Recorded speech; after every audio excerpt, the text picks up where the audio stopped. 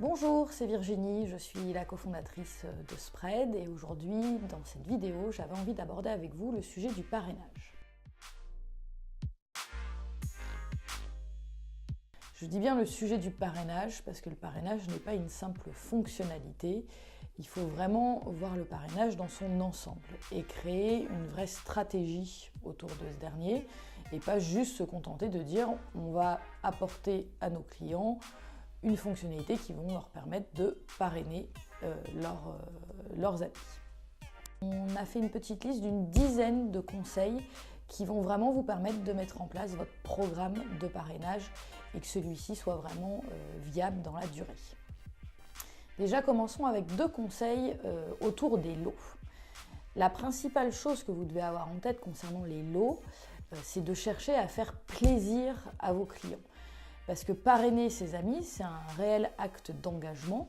Donc si les personnes n'y trouvent pas un côté donnant-donnant, il y a de fortes chances que les personnes ne prennent pas l'initiative de parrainer leurs amis. Donc, premier conseil, n'hésitez pas en fait à sortir de votre catalogue. C'est-à-dire que vous n'êtes pas toujours obligé de proposer des lots en rapport avec les produits que vous proposez.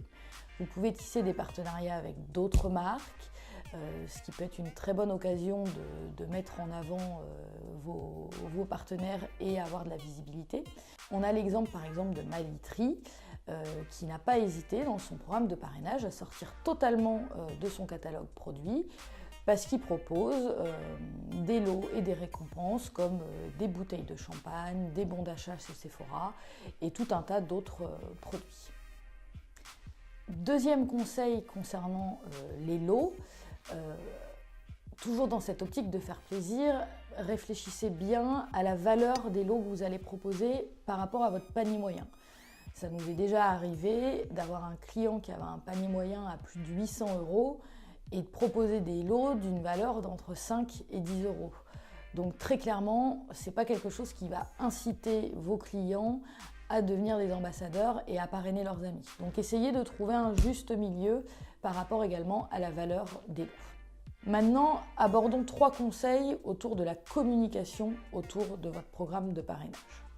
Premier conseil concernant la communication autour de votre programme de parrainage, n'hésitez pas à mettre en place une page dédiée à votre programme de parrainage.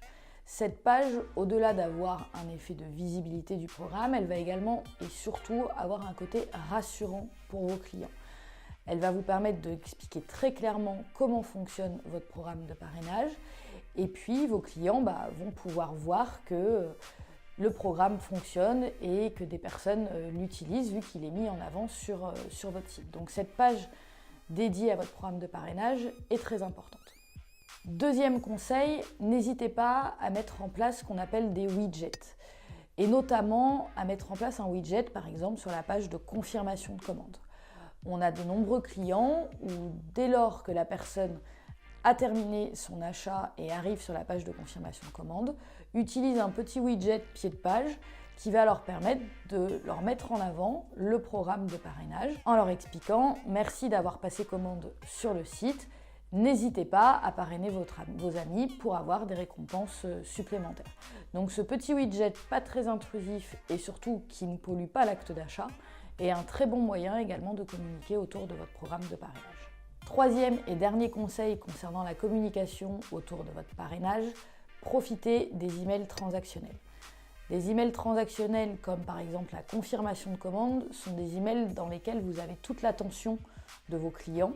Donc ça serait dommage de s'en priver et de ne pas insérer dans ces emails un petit encart ou un lien pour mettre en avant le programme de parrainage auprès de vos clients. Un autre axe important lorsque vous allez penser la stratégie de votre programme de parrainage, c'est qu'il faut le faire vivre ce programme. Déjà pour pas que les personnes se lassent, mais que c'est aussi un très bon moyen de recommuniquer autour de votre programme de parrainage. 2 conseils. Le premier, n'hésitez pas à vous servir de la saisonnalité. Soit par rapport à la saisonnalité des marronniers, soit par rapport à la saisonnalité de vos produits. On a des clients qui sont dans le développement et l'impression de photos. Ils varient les lots qui constituent la cagnotte du programme de parrainage par rapport à la saison. En août et en septembre, si la personne parraine ses amis, elle va avoir droit par exemple à un album photo pour faire développer les tirages de ses vacances estivales. Et à contrario, sur la période de novembre-décembre, elle va pouvoir faire développer un calendrier avec toutes les photos de son année pour préparer l'année à venir. Donc il ne faut vraiment pas hésiter à varier les lots, ne serait-ce parce que vos clients qui parrainent régulièrement peuvent aussi vite se lasser des incentives. Et puis c'est un excellent moyen de recommuniquer autour de votre programme de parrainage. Deuxième conseil pour faire vivre votre programme de parrainage, c'est qu'il faut que vous puissiez créer des temps forts. C'est-à-dire ne pas hésiter à tout moment de changer les mécaniques d'incentive. Par exemple, dans votre programme de parrainage, vous pouvez dire « Par défaut, je ne récompense que les parrains ». Et créer un temps fort en disant « Voilà, sur tout le mois de juin, on va récompenser nos parrains, mais également on va proposer une offre dédiée aux filleuls ». Excellent moyen de recommuniquer, et puis ça va créer un petit peu ce qu'on appelle un sentiment d'urgence en se disant « Ah c'est maintenant qu'il faut que je parraine mes amis, parce que si je les parraine, ils vont avoir une remise et du coup ils seront peut-être plus enclins à devenir clients et du coup j'aurai plus facilement des récompenses ». Donc n'hésitez pas à créer des temps forts en variant un petit peu la mécanique de votre parrainage. Sur ce côté temps fort, on a par exemple un client qui est dans l'univers du sport et qui profite d'événements sportifs où ses clients et des prospects se retrouvent pour augmenter les incentives de son parrainage. De cette manière, ils en profitent pour en discuter ensemble, ils échangent les coordonnées et ils se parrainent les uns avec les autres. Donc n'hésitez pas, si vous avez des salons ou des moments où vous savez que votre cible peut se rencontrer, à augmenter les incentives à ce moment-là. Quatrième et dernier grand axe autour de votre stratégie de parrainage, il faut penser à soutenir votre programme de parrainage. Alors qu'est-ce que j'entends par soutenir ? C'est principalement en utilisant des scénarios. Premier conseil, l'avis client. La plupart des e-commerçants aujourd'hui envoient des questionnaires de satisfaction à l'issue de la réception d'une commande auprès de leurs clients. Profitez de ce questionnaire de satisfaction pour inciter les personnes qui vous répondent qu'elles sont satisfaites de votre produit et de vos commandes pour leur proposer de participer au programme de parrainage. Ça serait dommage de se priver de cette occasion. La personne vient de vous dire qu'elle est contente de vos produits, et c'est le moment ou jamais de lui dire « Hey, pense à parrainer tes amis parce que tu auras le droit à des remises ou à des cadeaux supplémentaires ». Donc n'hésitez pas à mettre en place un petit scénario automatique qui va dire « Je veux prendre toutes les personnes qui m'ont répondu qu'elles étaient satisfaites de ma commande et qui m'ont donné par exemple une note de 4 ou 5 sur 5 et ces gens-là, automatiquement, je souhaite leur envoyer une newsletter personnalisée qui met en avant le programme de parrainage. » Autre scénario important, le scénario qui va relancer votre parrain.